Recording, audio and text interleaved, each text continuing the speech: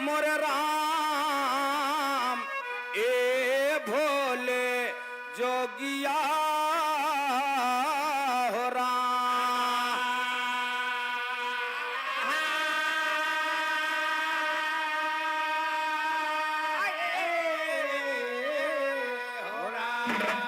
तो सुनिए अद्भुत एक कहानी जिसमें मानव की बुद्धिमानी, ज्ञानी ज्ञान से अपने किया जगत में नाम।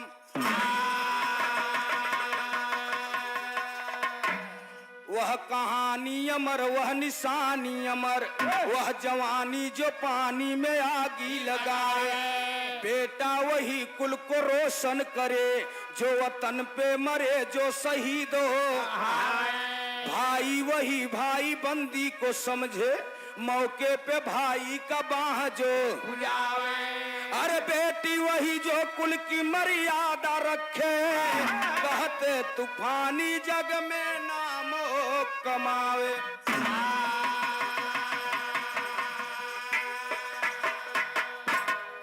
दादा की बड़ी ऊंची बात कहत रहे।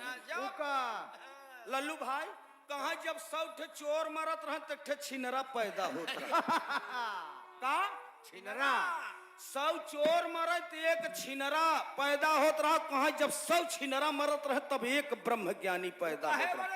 अरे संसार के चलावई बरे और काही बरे।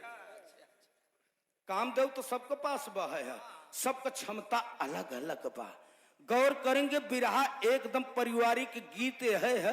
कवि के लिखक पड़ा मास्टर साहब, एक लाइन गजल का टुकड़ा लग का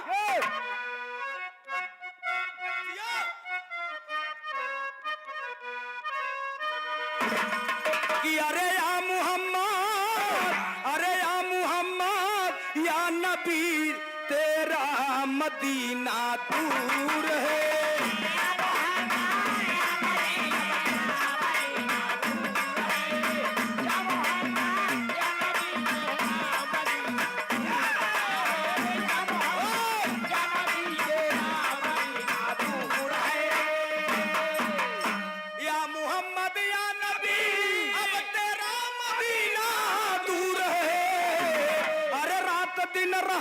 बरसती ओ रात दिन रहमत बरसती, इसीलिए मशहूर है।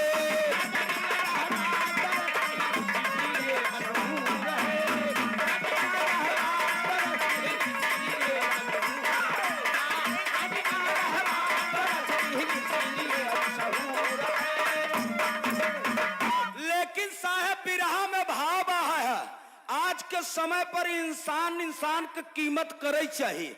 इसलिए गोस्वामी तुलसीदास ने लिखा कि मोरे मन कधिक विश्वास। फिर कहा था नहीं अवसर आए पे अब जिन चूका, मुर्दा के ऊपर जिंदा फूका।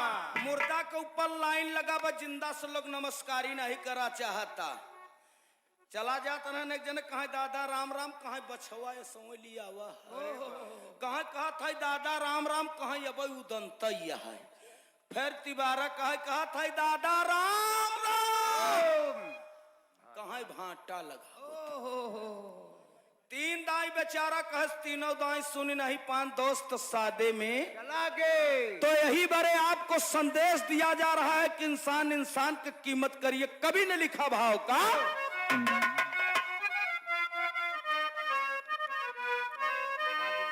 ए भैया या देखा हमारे पास चटनी अचार कम मिले तो है बचिया।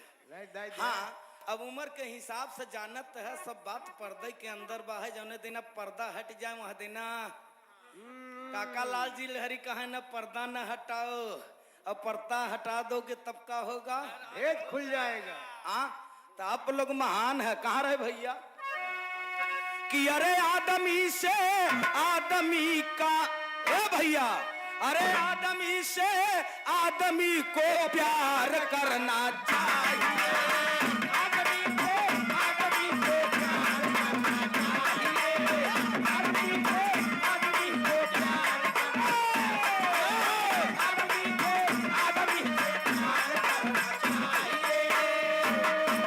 आदमी से आदमी को अरे प्यार करना चाहिए। भूल से जो भूल हो सो विकार करना चाहिए।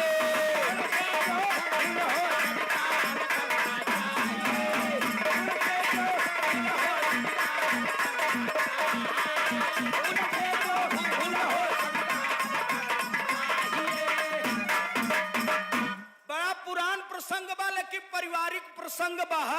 हाथ जोड़ के निवेदन बा है, 20-25 मिनट के गीत है, सुन के तब आप लोग जाए, इसलिए हमार जो मेहनत सफल हो जाए। काहे कि कहता चाहे बाउल, सुनता चाहे शरीर। कहाई वाला एक बात, सुनई वाला दो। एक जने कहा वैज्ञानिक बहुत आगे हो गया बा, उजाला। एक जने कहा वैज्ञानिक बहुत आगे हो गया बा। हम कहा कितना आगे हो गया बा? कहा यारे यार 4-5 इंची का मोबाइल पूरे विश्व में तहलका मचाए बा। हम कहा बात तो ठीक कहत है, लेकिन जे करे कान न रहे उ का करे? जे करे कान न रहे उ मोबाइल का कह सकत है? मास्टर साहब, मोबाइल हमसे बा, हम मोबाइल से नहीं है। अनियारे जी निहरन है तो चौका के बजाय बेलना पकड़ा सकत है। हाँ काही अनियारे पठाई देव जा भैया, लेता हुआ चौकत का बेलना नहीं पकड़ा सकत। दास का कहा नाम बा। कहानी कहाँ गया? मध्य प्रदेश उज्जैनपुर जिला से 40 किलोमीटर गठवा सदर का बात या। बड़े भाई का नाम विनोद, मझले भाई का नाम राहुल, और जो सबसे छोटका रहा वो दोनों आखी के भाई सब पैदैसे से अंधार है, आन्हर। बाबू की उम्र 70 साल बा, माई की उम्र 65 साल बा। एक दिना माई और बाबू दोनों लड़कियन के बोलायन, कहे बेटा विनोद, परिवार में सबसे बड़ा लाल है तू, देखा हम दोनों परानी पक्का आम है, अगर दुनिया छोड़ के चला जा तो हर दोनों जने के बियाह कर दे, लड़का बच्चा हो गया, काम धाम करत है। बेटा मालिक के कृपा से कौनो चीज की कमी नहीं बा। इतन का तोहार सूर 10वां भाईया, एक रोटी तोहार दुल्हन बनही तो आधी रोटी परिवार में खाया और आधी रोटी सूरदास किया। दोनों भाई पैरवा पर माई बाबू के गिर के कहा, अरे बाबू, अरे माई ऐसन काहे कहत है तू बच्चे, मेहरारू न बने तो सेवा हम करब, तन का हमार भाई है। बाबूजी गते गते समय बीतत चला गया, बिरहा में ठिनी तर्ज लगा मास्टर साहब दादा वाली। चले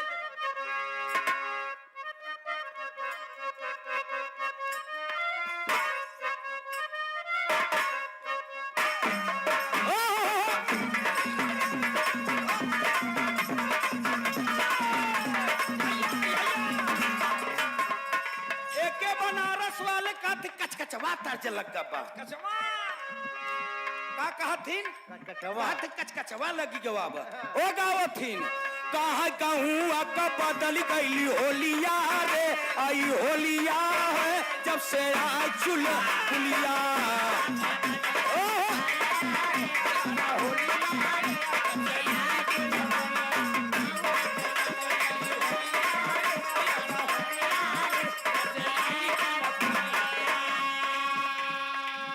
कचकचवा वाले कहत रहे ना, हमसे ज्ञानी सोई के बिरहा मरिहान तसिलिया के पीछे कहा प्रेमचंद भाई हमार रिसर्जिया।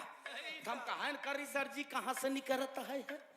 हम कहा पहले गाँव जब गान कहता तोहार कहीं नहीं तो तोहार रिसर्जी आई, कचकचवा नहीं करे। आज के 30 साल पहले दादा हमारे रेडियो स्टेशन में गा रहे, सुनो तो का बताओ थे का कहा धनवा कटै के गहनिया रे, गहनिया रे पियवा कैले पर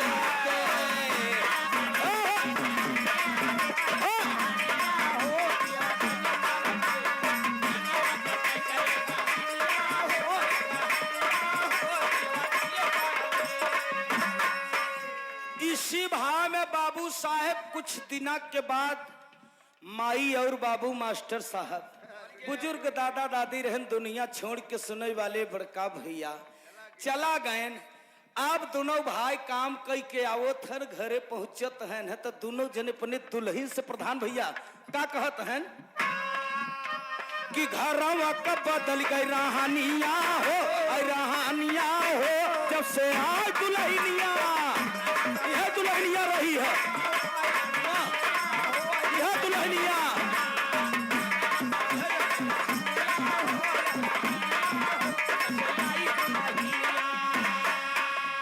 पहली पठौनी ठीक ठाक से बितवले,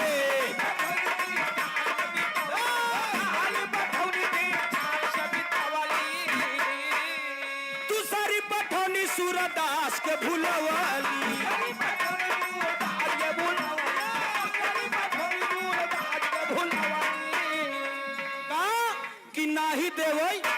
नाही देवई ओ नहीं दाना पानिया हो, दाना पानिया हो जब से आई दुल्हनिया।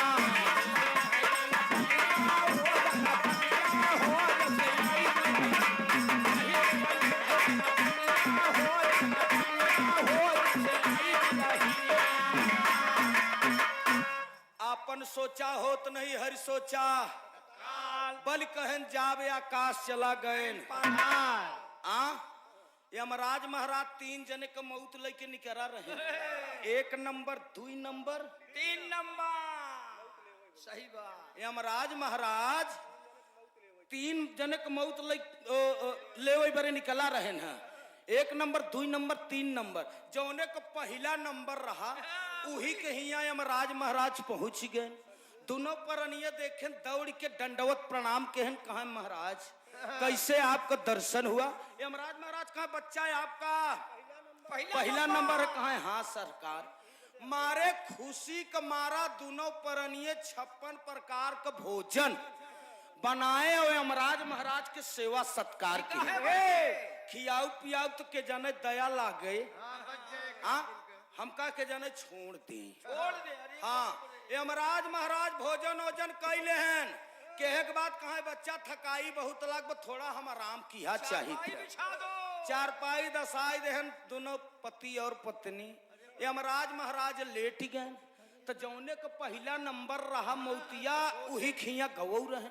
उ पहला नंबरवा अपन काट के सबसे आखिरी में लिखी दी है।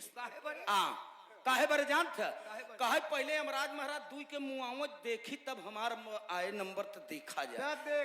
पहला नंबर काट के तीसरे नंबर पर कई दे बा। यमराज महाराज सोई के उठा, तोहरे दोनों प्राणी के सेवा से हम बहुत प्रसन्न है। कहा हाँ महाराज हमार पचन के भक्ति जानत है। यमराज महाराज कहे हाँ बच्चा अच्छा तोहरे पचन के भक्ति से बहुत प्रसन्न नहीं है। तोहर पहला नंबर में उतरा।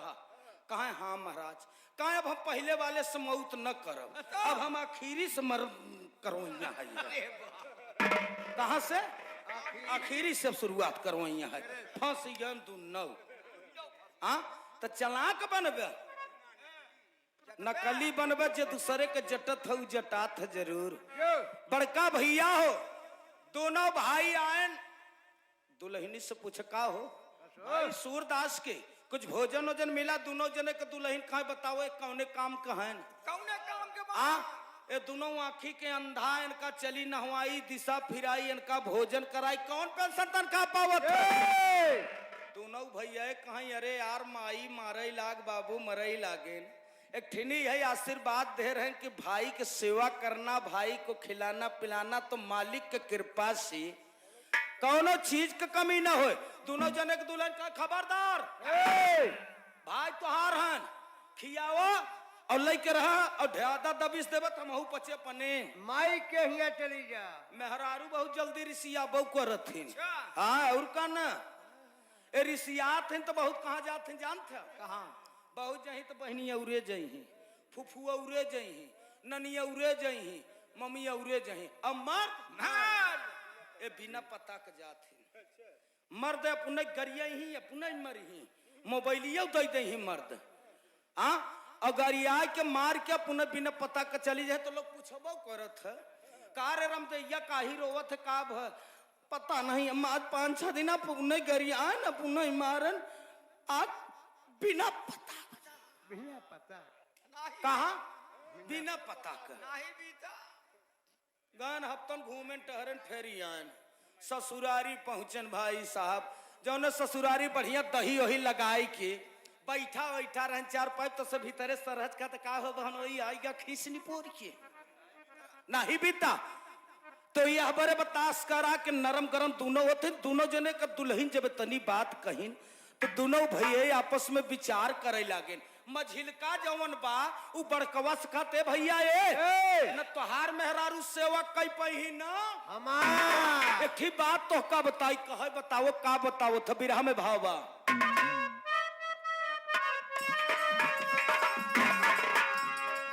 एक दिन दोनों भैया मिलके मन में अपने करई विचार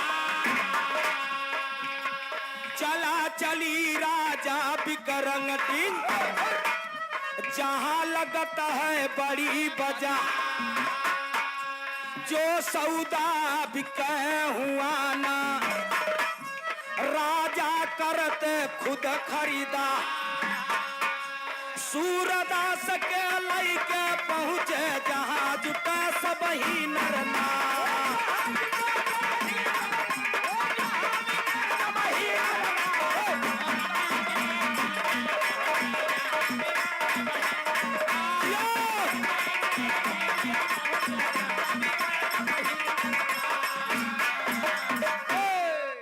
दोनों भैया कहे न तोहार मेहरारू सेवा कई पहिना हमार आवो चली राजा विक्रम के यहाँ बाजार लागत जवन सौदा नहीं बेचात ओके राजा संझा की सोयम बड़का कहे लहनोई बैठ गए। आजकल बहुत जमाना खराब हो गया बा मास्टर। ऊ जमाना आगे निकल गया कि माई हरे रही तो बड़ा सेवा सत्कार कर लेत रहीन। आजकल के मेहरारून के केवल मोबाइल दई दे बुराई दास नहीं करे तो देखे बा जवन और इनका काम कही दे तो गुस्सा इनके लागत है। ओ समय कितना इंसान के भाग चुका बा है। अब दोनों भाई कहा यार बात तो ठीक कहत है का किया जाए कहा भैया बस वही राजा विक्रम खियन ले चले नहवा धोआ के सूर दसवा के जासमी के तेल लगाई के साइकिली के केरियल पर बोरिया धई के बैठाई के दोनों भाई पकड़ के लेके चल दें।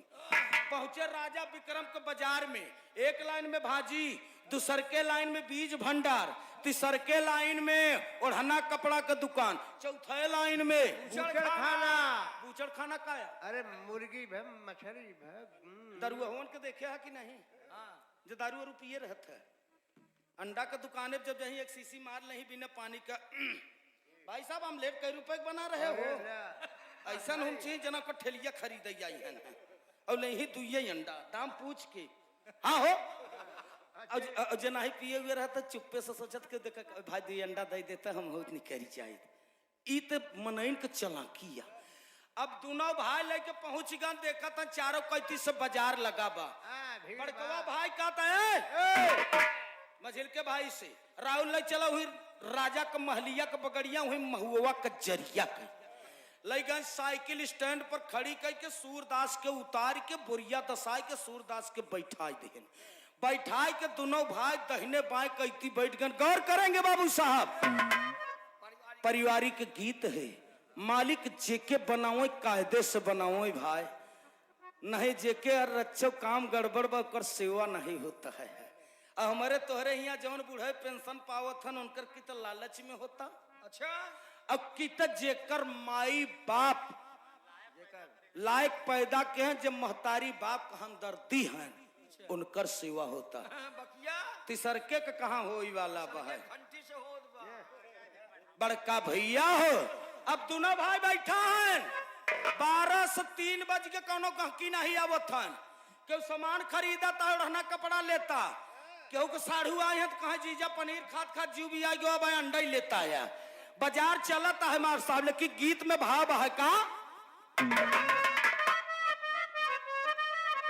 स्वर्गीय जनाब हैदर काका गावत रहे गीत के हाय हाय हाय अरे झकोरा मारई झूलनी वह साड़ी लहराई हो झको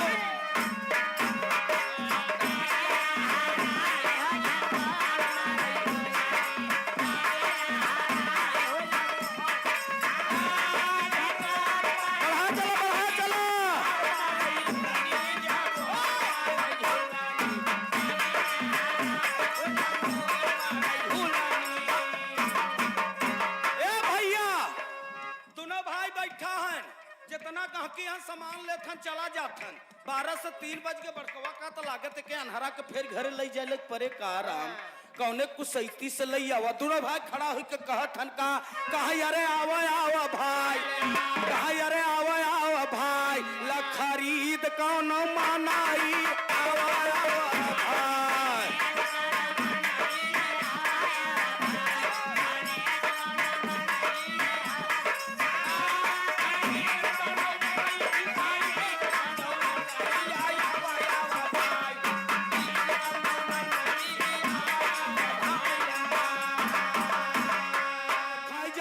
गाहत की तमोहा भी चकाई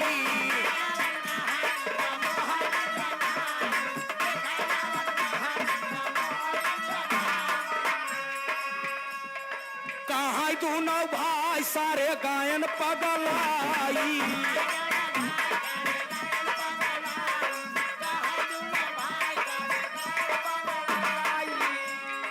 आसमान हो इनका पटकी जैसे सनई आवा आवा भाई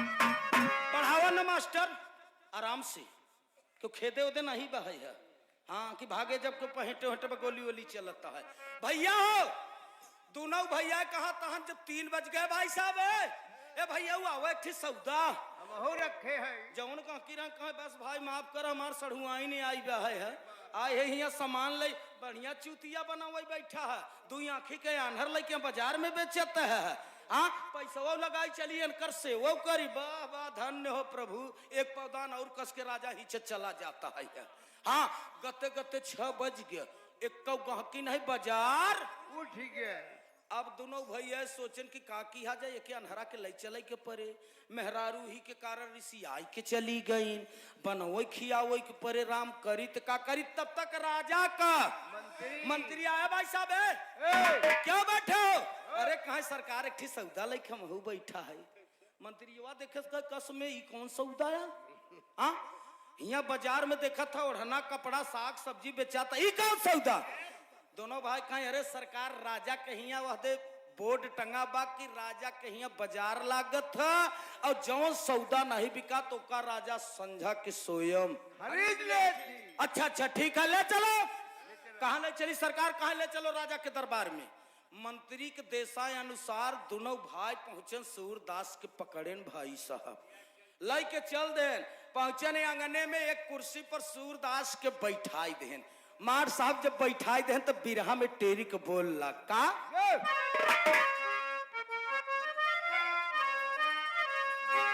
हाय सागर में जैसे मोती मिल गई रामा रामा रामा रामा यार मोर रामा सागर में जैसे मोती मिल गई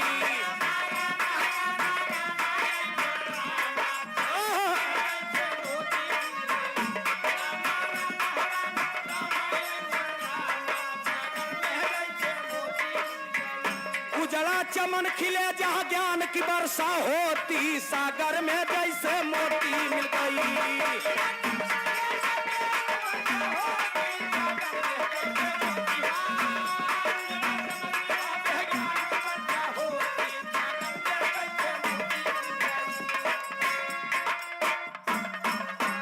भैया हो अनमोल कीमत पर दोनों भाई सूरदासवा के बेच देन का बिना कीमत का 12 हमारे देश का मनई लालच बढ़ जाता है स्वतंत्र जी इंसान की ईमान खराब हो जाता है रिश्वत आवत तो पहचान खत्म हो जाए हमार बहनों हन कमा सार का दूसरे चीजा दे दे तो तोर कागजवा और आगे बढ़वाई दी और जब गुस्सा आवत तो बुद्धि भ्रष्ट हो जाता और जब चिंता आवत तो समय लेके चला जाता ये 4 चीजें सब जब बच गए तो बच के नहीं बचे वाले नहीं है ना अब सूरदास के अनमोल कीमत पर बेच देन सूरदास के बेचे के बाद दोनों भाई जब मास्टर साहब पैसा लेके निकले लागेन काहे कि गलत काम करब तो देवाल के भी कान होत अब वो बेचारा देखा तो नहीं रहा तो करे संगे ऐसा दोनों भाई करेन का है बेच के निकरत हन सूरदास जान के कमार भैया हरे हमके देते हैं पहुंचा कुर्सिया पर से खड़ा होई के पहुंचा मार साहब पहुआ पकड़ हे से अपने बड़कवा भैया का अब पकड़ के कहा था है का गितिया बिरहवा में थी तर्ज लग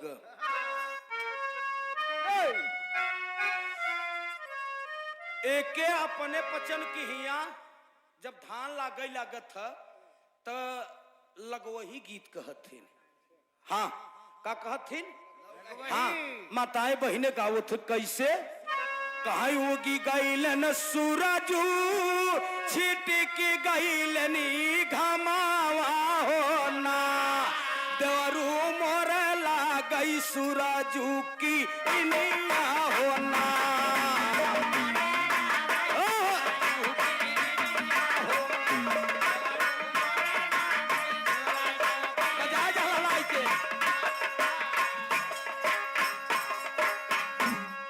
इसी भाव में जब सूरदास जानगत कहता है साहेब का कई मौका का ही बेचा मरे सुनीला बीरानावा होना भैया हम काली आए चल भवनावा होना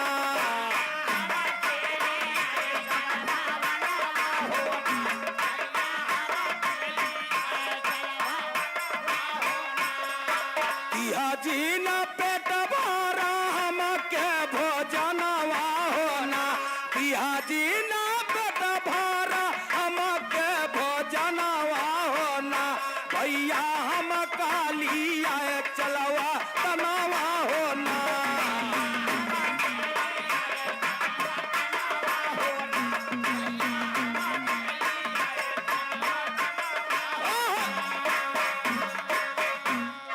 सुनने वाले मित्र और सूरदास बेचारा पांव पकड़ के बड़कवा भाई का है भैया है हम जान गए हमके भैया बेच के जाते हैं हमार कसम है भैया हम भीख मांग के खाए ले लेकिन हमके बेच ना पांव से ऐसे झटक दे बड़कवा भाई आई महुआ के जरी के जो साइकिल खड़ी रही दोनों भाई साइकिल पे बैठे पैसा के आधा बंटवारा रास्ता में कई के चल देन घरे दोनों जने के दुल्हन का हो पिंटू के पापा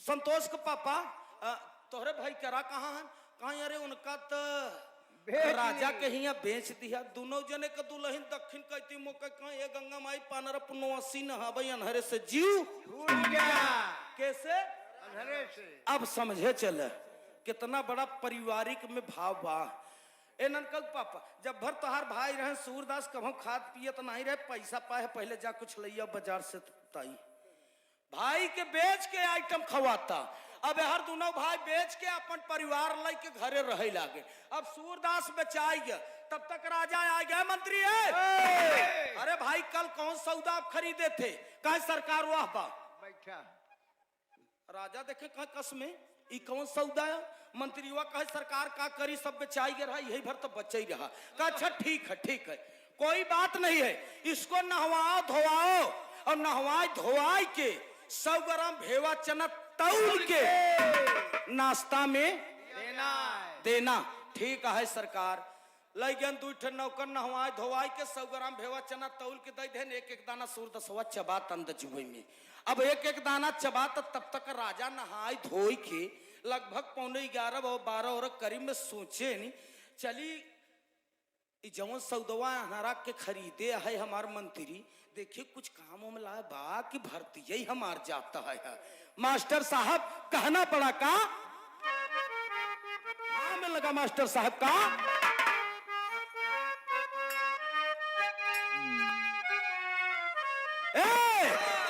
राजा लिया कहा रहो पूछ सूर से बयनावा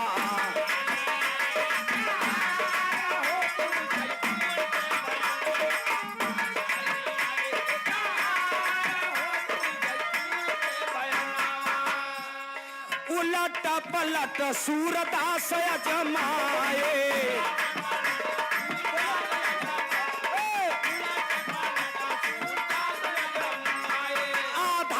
सोना केवल यह मन बताए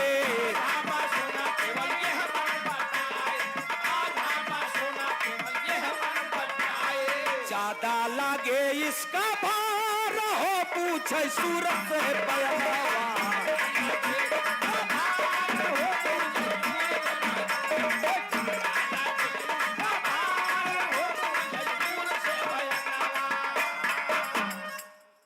राजा साहेब बाबू साहब एकदम कहना करीब में बा 5-6 मिनट और बा। राजा साहब सोचे नहीं खरीदा गवा बा पैसा का और 100 ग्राम चना रोज चबाता है। चली देखी कुछ जानकार बा। राजा साहब एक स्वर्णकार से रानी साहिबा का नौलखा हार खरीदे रहे। लेके पहुंचे सूरदास के पास। कहा सूरदास? हाँ सरकार। कहा तनी देखो ये रानी साहिबा के नौलखा हार लिए है ठीक ठाक बा। चनवा का कटोरिया धई के राजा साहब जब देहन कहा देखो 100% सोना है। सूरदासवा अपने हथवा में लाई के दूध दाई अलट पलट कह हजूर आप जटाई गया। राजा साहब कहा आँखी न दीदा कब कजरौटा ससुर का नौ ठीनी। एक तो दोनों आँखी के तू आन्हर हमका कहत है जटाई गया। उल्टा चोर को तो वाले डाटा। सूरदास का सरकार हमार विश्वास न करो तो जाने स्वर्णकार कले हो का बुला के पूछ लिया। अगर हमार बात गलत निकल जाए तो तुहार कोड़ा हमार। राजा कहा इस बाजू लगावता इसमें मिलावटी है। ए भाई साहब राजा साहब मंत्री को पठाई दे हैं सरकार। कहा जाओ फलाने स्वर्णकार के बुला लिया। अब वो स्वर्णकार बेचारा सवेरा मास्टर साहब दुकान खोल के अगरबत्ती लेके लक्ष्मी गणेश के हिलौते ही रहा। अब तब तक पहुंच गए नौकर मंत्री के पहुंचा। सेठ जी हाँ भैया चलो तो के राजा साहेब बुलाए। स्वर्णकार सोचिस कि वह दिना तो नौलखा हाल ले रहे हैं लागत करीर माल नहीं खा राजा। अगरबत्ती जल्दबाजी में धाई दे सटर गिरा दे भीतरी सुलगत गद्दा उद्दा सेठवा को हर। हाँ वो हर भीतरी सुलगत है। तब तक सेठवा आई गया। राजा की ये बताइए राजा साहब कहतन सेठ से स्वर्णकार से जौन उस दिन रानी साहिबा के नौलखा हार आप दिए थे उसमें 100% सोना बा। स्वर्णकारवा कहे सरकार एक बात कही नाराज न हो तब। राजा साहब कहे बताइए। स्वर्णकार कहे का हम जवन जाति है अपने बहिनी और बिटिया के नहीं हुई तो राजा हम तोहका हो गई। कौन ऐसा सोना रहा है 100% से सोना दे सकत है कभन दे कुछ न कुछ हम ताका टाबा मिलावटी करबई करे। पुरनका आखिर कहते नहीं गौना में करे यार इनसे ले था सामान लेकिन पहिरे भले जिन 3 दैया दलबा बदलबा ए नहीं कहो डॉक्टर राजा साहब स्वर्णकार चल दे बस साबस सुने बे या का सरकार कहा सूरदास का 100 ग्राम चना और बढ़ाई थे।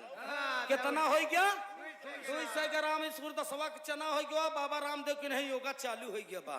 कहा जा भाई हर जा भौजी हर भले बेचवाई दे हो अगर एक आध साल रही पाऊ न नारा यहाँ कैती से देवालो वहाँ कैती टूट जाए। गते गते समय बीतत चला जाता मास्टर साहब बिरहा में एक लाइन बड़ी रंगीन तर्ज लग गई का जिया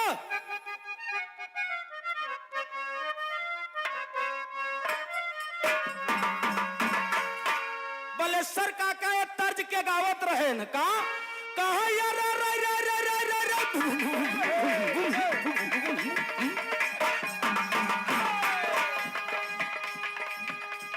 कहा यार पैसा के कारण बिगड़ गई ले जोड़ा बिकाई ये बाबू के पास घोड़ा।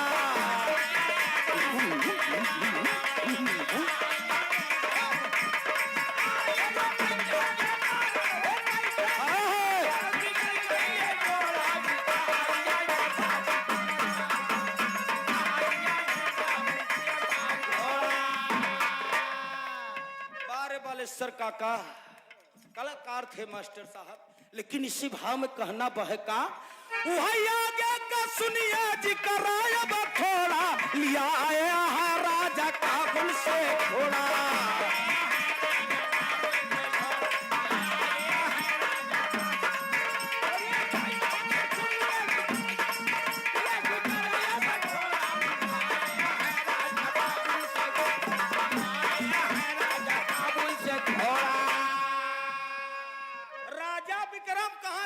मंत्री कहा है हाँ कहा चला के बा काबुल मंत्रीवा कहा सरकार का करबा कहा यार चला के बा काबुल एक घोड़ा का बच्चा ले बोका खवाऊ पियाऊ सयान होए तो पर सवारी करा ऊपर चढ़ाब राजा साहब मंत्री के लिए आज काबुल पहुंचन घोड़ा का बच्चा खरीद लेन लैगन पछवारे चन्नी में बांध के घोड़ा का गाड़ी पछाड़ी भूसा चना मिलाई देन घोड़ा का बच्चा खाए लग राजा साहब कहे मंत्री से मंत्री कहे हाँ सरकार कहे तनी हुई सूरदासवा के बोलौते है यार देखी कुछ जानकार बा है चना दूध सही ग्राम चबाता है यार अरे महाराज का बोलो बस साइज सुदिन चीज का ना ना ना ना बुलाओ उसको तब राजा साहब सूर के बोलवाले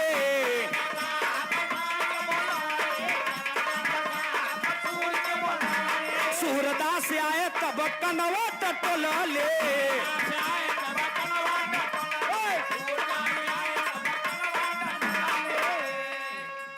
राजा के देसाई अनुसार मंत्री युवा गवा सूरदास ले 200 ग्राम चना कटोरिया में सूरदास हाँ भैया चलो तो का राजा साहब बोला ए भाई कौनो गलती हुई क्या बताई देता नहीं पछौरों से निकल जे कहा नहीं यार तोर जरूरत है भाई साहब सूरदास पहुंचा राजा साहब कहा क्यों सूरदास नाश्ता हो गया हाँ सरकार नाश्ता करत रहे कहा देखो यह घोड़ा काबुल से लई आवा यह खवाऊ पियाऊ सयान हो दौड़ी कि ना दौड़ी सूरदासवा जब काने पे हाथ रखे तो घोड़ा सारे कान गिर गए अब करे बाद गते गते जब पिठाई पे हाथ रखत रखत सरकत सरकत पहुंचाई देश कहा पीठी पर रखे जब भाई साहब सूरदास तरे मुड़ी के कह राजा साहेब आप जटाई गया राजा कहा यहाँ सूरदास कहा आप जटाई गया कहा भाका सूरदास कहा तका कहा ये करमाई लाग बते खच्चर से जोड़ा लिया है राजा काबुल तो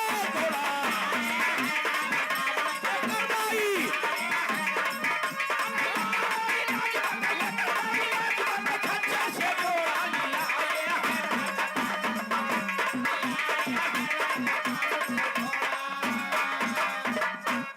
सरकार दू जूता मार दे बस संतोष बा लेकिन जेकर नमक खाई थोकर अदा करी थे एक पहटा दौड़ी ओड़ी न धरती तो हाथ डूब गया बा एक खवौबा पियौबा सयान हो तो केवल भट्ठा पर सघड़ई ढोई और नहीं जौने व्यापारी का ले बात गलत निकल गया तो तोहार जूता हमार राजा सोचे ने यार जौन काम कर जात है ससुर ही पर ही दाव लगावता ई कौने नेत्र से देखा तो बाजी लगाओ बरे मार के अच्छा मंत्री हाँ सरकार चलो काबुल राजा साहब गए काबुल परिया देखे दौड़ा सोचे दिना घोड़ा का बच्चा लेने लागत है करे और जानवर बढ़वा ले इधर आओ हाँ सरकार राजा की जय हो क्यों व्यापारी उस दिन जो घोड़ा का बच्चा आपने दिया था ओका खवाऊ सयान हो दौड़ी कि न दौड़ी व्यापारिया कहे सरकार आप राजा हम व्यापारी अब कौन ऐसा व्यापारी है कि 100 में 20% न झूठ बोलत हो स्वतंत्र जी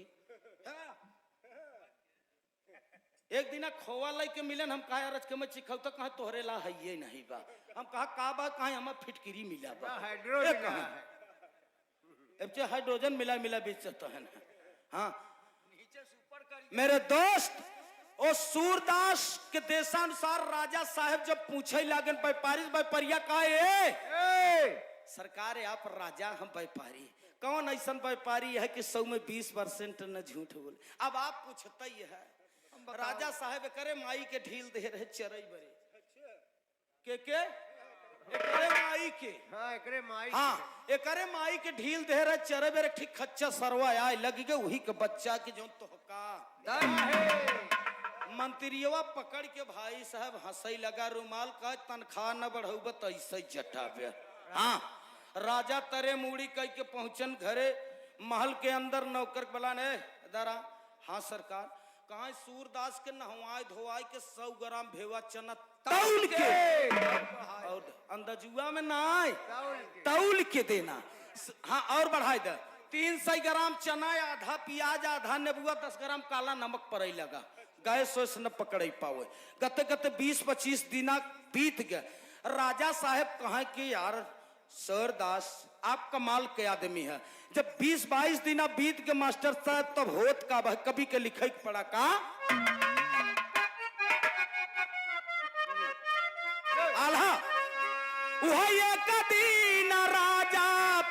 अच्छा सूर से बयानवा कहा रानिया कहा मारे बताई देता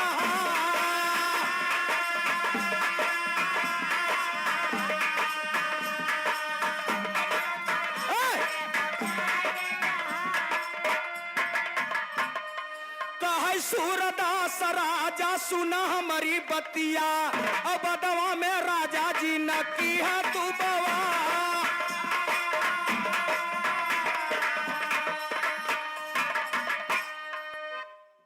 20-22 दिना के बाद राजा साहब सोचन की बहुत गढ़ता आज ऐसे एक चीज जरूर पूछब 300 ग्राम ससुर का चनौ चबाता है हम है चूतियो बनावत है हाँ देखी सत्य असत्य का होत है राजा साहब यहाँ सूरदास बैठा रहा 300 ग्राम लग चना कहा सूरदास रानी साहिबा का नौलखा हाल लिया वह सही बताया काबुल से घोड़ा का बच्चा लिया वह सही बताया हमारे रानी साहिबा का अगर चाल चलन व्यवहार संस्कार चरित्र चित्रण बताए देबे तो जान जाब के कुछ जानकार है कहा ना ना ना ना ना सूरदास कहा ना अरे नहीं सरकार राजा कहा ना ना ना बताना पड़ेगा अब तो वो आएगा 300 ग्राम चबना चबात रहा सूरदासवा कहे सुन सरकार अब पूछा था तो बताओ था ये कहा सूरदास राजा सुना हमारी बतिया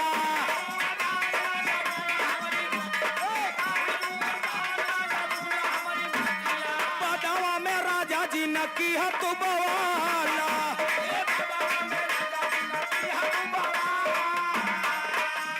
नगन बदन भेजा रानी को मौसमनावा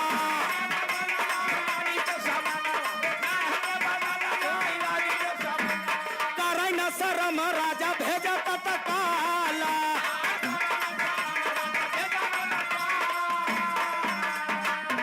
सूरदास का यह सरकार अपने रानी साहिबा के चाल चलन व्यवहार संस्कार चरित्र चित्रण के बारे में जाना चाहा तो आज 12 बजे रात नग्न बदन बिना कपड़ा के वही गलियारा की कहते बोली आए जौन हमका कमरा दे हर रही बरे वही हमारे सामने से गुजरत फिर चली जाए राजा साहब कहा ठीक बा गए राजा रानी के पास शयन कक्ष में आराम करत रहे दासी पाऊँ तो बहुत कहे रानी है आज 12 बजे रात हुई अंधेरा के समन्वय से नग्न बदन बिना कपड़ा का चली जा तो रानी का चुप रहता तोहरे लाज नहीं लागत का अरे कहे का यार देखत का दोनों आँखी का अनहर मनई बना अगर देखत हो तो ठीक रहा लेकिन अनहर रहा है अब रानी कैसे न माने बात राजा का नग्न बदन भाई साहब चल दे रानी साहिबा जब चल दे तब होत का मास्टर साहब वह नग्न बदन आई रानी तब समानवा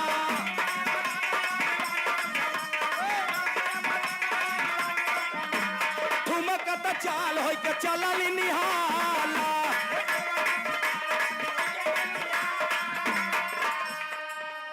रानी साहिबा पैजनिया पहिरे रहे जब अनहरा के सामने पहुंची मारिन छम मार के निकेरी गई सबेर भवा राजा साहब पान घूमत घूमत राजा विक्रम कहा क्यों सूरदास हमारे रानी के चाल चलन व्यवहार संस्कार चरित्र चित्रण कैसा सूरदास का चुप ही रहे सरकार जिन तू हमार पोल खोल न हम राजा कहा बे बताओ बतिया का है तब सूरदास कहता कहा सूरदास यह बेशक करीनावा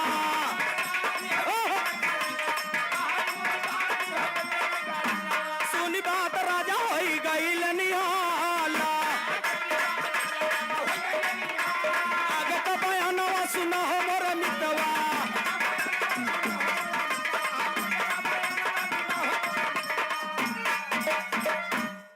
राजा साहब से सूरदास कहा सरकार आपका रानी साहिबा पक्का है के कर और न हमार विश्वास कर तो जाए के अपने ससुरारी अपने बूढ़ा से पूछ ले बात गलत कहा ससुर का पहले यहाँ तू कैसे अंदाजा ससुरारी तब जाबे करब लपेटता ही है हमके अब तो हमार हुक्का पानी सब बंद ही हो जाए लेकिन तो अनहरू तोहका पता कैसे सूरदास कहे सरकार दोनों आँखी का अनहर मनई के सामने अगर बताओ जब पैजनिया पहिर के मारत तो छम छम अब कहूँ अगर जब भाई साहब देखत होते तो दुनिया जानते का करते राजा साहब तरे मुड़ी कह के मंत्री युवा के लिए आए के चल दे ससुरारी। सवेरे के समय रहा बूढ़ा 2 तल्ला मकान पर। अम्मा बालक खुश रहो मेहमान बैठा चाय पानी बनावत ही है। राजा साहब गुस्सा में एकदम बारूद कहा तोहार शरबत और नींबुआ या चाय ऐसी तैसे पहले हिया वो खानदान में हमारे हुक्का बंद होई वाला बहे अब तोका लाग बहिया चाय आ बूढ़ा आई गए कस मेहमान का बात है बड़ा नाराज है। अम्मा हमार कसम या हमार मत छुआ सही सही बताऊ ई जवान अपन बिटिया हमारे संगे बियाहे हो ई बबुआ के की केहू दूसरे का। एक चीज जान ले कामता प्रसाद दमादे के कीमत औरत बहुत करत थी। हाँ मेहरारू सब झगड़ा हो जाए तब देख कहे तोर पूत मर जाए तोर भतार मर जाए तोर परिवार मर जाए तोर दमाद कहा देख रहा दिनवा कमाइए बर्दाश्त के बहरे तय बोलत है। हमारा बेटवा करिया हमार मन से दुख कैसे हमारे दमादे चढ़े रे एक चुटकी राखी लेके खींच ले बबा। अम्मा सही सही बताऊ बूढ़ा कहे मेहमान तू पूछते ही है तो पहले हम कोठा पर काम ही करत रहे ऐसे ही गड़बड़ाए के काम की जौन बिटिया पैदा भई तोहरे संगे बियाह तब से तो मंत्रियवा 2 कलैया खाए कहे बड़े बड़े राजन कितनी बड़ी कहानी चलत इतिहास में बे रखा बा। धन्य हो प्रभु। राजा का चुप बेचुप हल्ला न करे नहीं महल से निकलवाई दे भाई। अच्छा सरकार ठीक बा तरे मुड़ी कह के राजा साहेब आन एकठी नौकर पानी ले जाबे यहाँ कहाँ जाते है सरकार जाता ही है नाश्ता का तैयारी कर कहा नाश्ता 20 मिनट के बाद पहले 100 ग्राम भेवा चना सूर 10 के और तौल के हाँ और बढ़ा तौल के अंदाजुआ नहीं 400 ग्राम चना। अब जानते क्या करता मुट्ठा मारता और का समझत है एक एक दाना चबात 5-6 दिन लग जाओ के चबाई में भेवा चना। भाई साहब सूरदास कहा जा भौजी है रे जा भाई है रे भले बेच दे भाई है जात कंपनी में आई है जहाँ रह तुम खुशहाल रह। घरते गते 1 महीना बीत गया। एक दिन राजा साहब कतौ जात रहन मास्टर साहब सोचत विचारत वापस लौट आए कहा सूरदास रानी साहिबा के नौलखा हार लिया वो भी आप सही बताया काबुल से घोड़ा का बच्चा लिया वो भी आप सही बताया हमारे रानी के चाल चलन व्यवहार संस्कार चरित्र वो भी सही आप बताए लेकिन हमार व्यवहार हमार संस्कार हमार प्रेम हमार चरित्र तो का कैसा लगा। अरे कहा नहीं सरकार कहा ना पड़ेगा अगर बता देबा सही सही तो आपका नाम आधा राजपाट लिख दे। सूरदास कहे अरे नहीं सरकार का ना राजा कहे बताना पड़ेगा। राजा पूरे नगरी में डिग्गी पिटवाए गए पूरे नगर के लोग इकट्ठा हो गए हैं सैकड़ों कुर्सी लगी बाय दोनों तरफ से और 2 कुर्सी एक कुर्सी पूरब कहती एक कुर्सी पच्छू वाले कुर्सी पर सूरदास के बैठावा गया पूर्व वाली कुर्सी पर राजा साहब। अब पंच के बीच में राजा साहब ऐलान किया कि अगर सत्य सत्य सूरदास बात बताई दे तो पंचो आप लोगन के समक्ष में आधा राजपाट सूरदास का नाम हम कह दे। लेखपाल साहब हरे आय के खसरा खसौनी पलटत हन। अब पंच लोग का था सूरदास बताओ सूरदास कहे नहीं सर कहा ना बताना बताऊ आए सूरदास कहे पंचो सुनो एनहु को बताओ थे आखिरी लाइन बगीत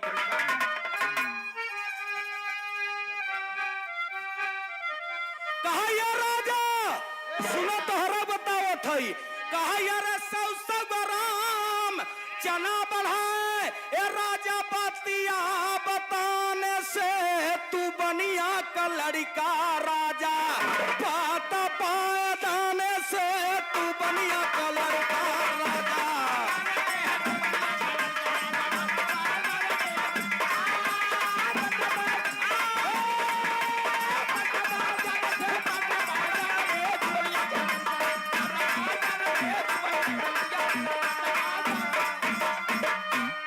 पंचो अब भाई मार के 4 जूता हटाई सकती सरकार लेकिन सत्य बात बोलत है ए पक्का महाजने का लड़का है बनिया का। पंच लोग कहा कैसे साबित कर कहा सरकार जई बात बतावत है तई दा ये तौल के हमें 100 ग्राम चना देत हैं। अगर राजा है यही राजा काम होत है राजा होतन तो कहते न जाय दान हर धुना रहे जौन पेट भर खावे हो खाए ना जय दाई बताओ थे बात तय दाई तौल के देत है ए पक्का बनिया का लड़का है और ना विश्वास करे जाय के अपने माई से पूछ अपनी माई राजा कहीं अबे भरते हल लपेटा सब ससुर का हमूल लपेटत है माई के लपेट निहुरे निहुरे राजा साहब गन उनकर माई शयन कक्ष में लेटी हैं दासी लोग पर ए माई जौन हरा के खरीदे रहे कहता पक्का तू बनिया का लड़का सही सही बताऊ महतारी दूध है पूत बड़े भाग्य से होते सत्य बात बताऊ रानी साहिबा राजा का महतारी कहे बिटवा तोहसे बड़ा हमारे पास धन दौलत क्यों नहीं है जौन है तू ही है अब पूछता ही है लाला तू आज राजा भय है आज के 20 साल पहले हमारे ऊपर इतनी बड़ी गरीबी रही राजा बेटवा तहान नाना आए रहन खाए पिए के कुछ रहा नहीं फलाने महाजन के दुकाने पर कहा भैया हमें 1 किलो आटा दे आधा किलो चावल 1 पौआ दाल महाजन कहा हम सौदा उधार ना दे हम कहा महाजन कैसे देवे कहा आवो वही पछोरवा घंटा आध घंटा बोलो बतला 1 किलो का 1 कुंटल लेके जातू न भंडारा कर कहा वही गड़बड़ा काम बेटवा जो तू पैदा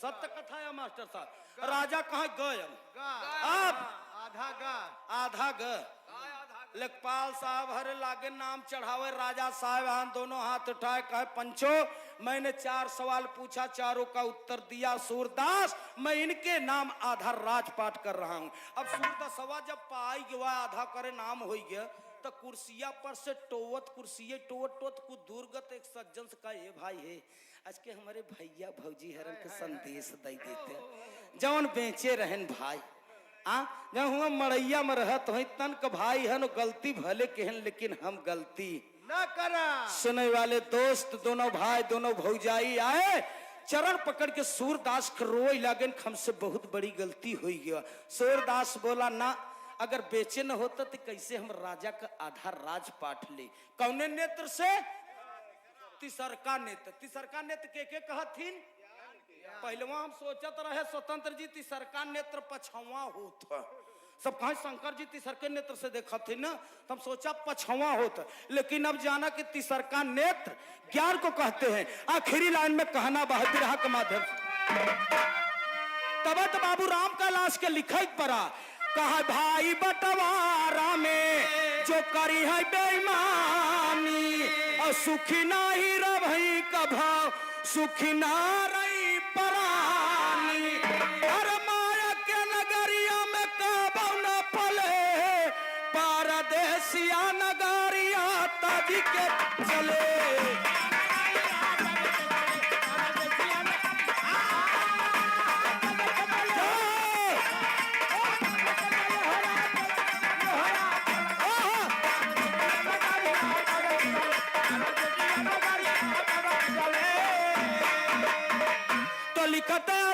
सुमेरा तूफानी कान में नाही बेईमानी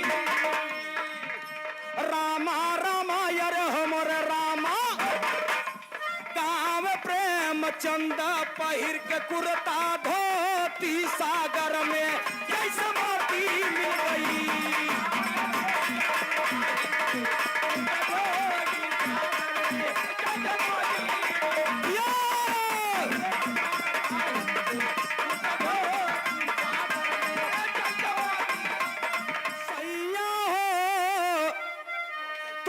कैसे मनाई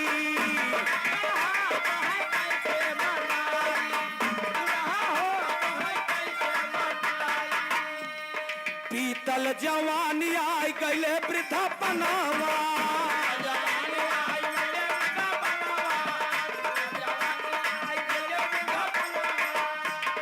अब से चेत कर हमरे सजनवा